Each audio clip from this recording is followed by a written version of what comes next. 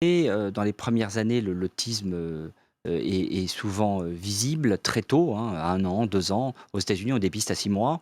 En France, la moyenne, c'est 7 ans. C'est-à-dire pendant 7 longues années et les 7 premières années de l'enfant sont très importantes, hein. Si je suis sur le chiffre 7, c'est que le développement cérébral se fait vraiment, il y a une grande plasticité jusqu'à 7 ans. Après, tout est un peu figé. Si vous prenez un enfant, vous le mettez dans le placard, vous le ressortez au bout de 7 ans, il est très handicapé. Et ben nous, c'est un peu pareil. Si vous prenez un enfant, vous le dépistez pas pour 1000 raisons, hein.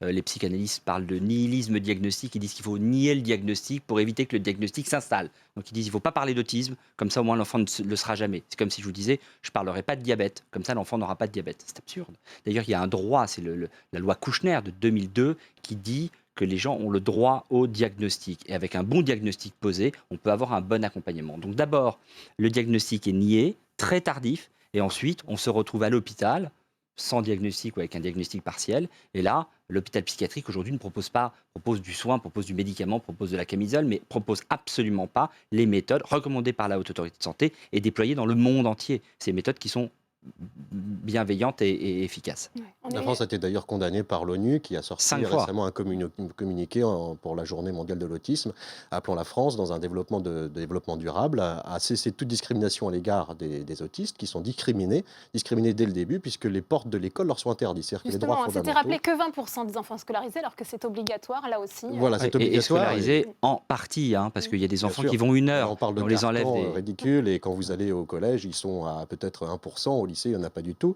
et alors que contrairement, dans tous les autres pays, en Europe où on a passé, la période de la psychanalyse n'influence plus le corps psychiatrique, les enfants autistes sont scolarisés entre 80 à 100 que ce soit en Italie, en Angleterre ou outre-Atlantique. Qu'est-ce que ça veut dire? Ça veut dire que les enfants autistes en France seraient donc moins capables d'aller à l'école qu'ailleurs? Non, moi je crois que c'est plutôt notre système qui n'est pas apte à les accueillir et qui doit se réformer.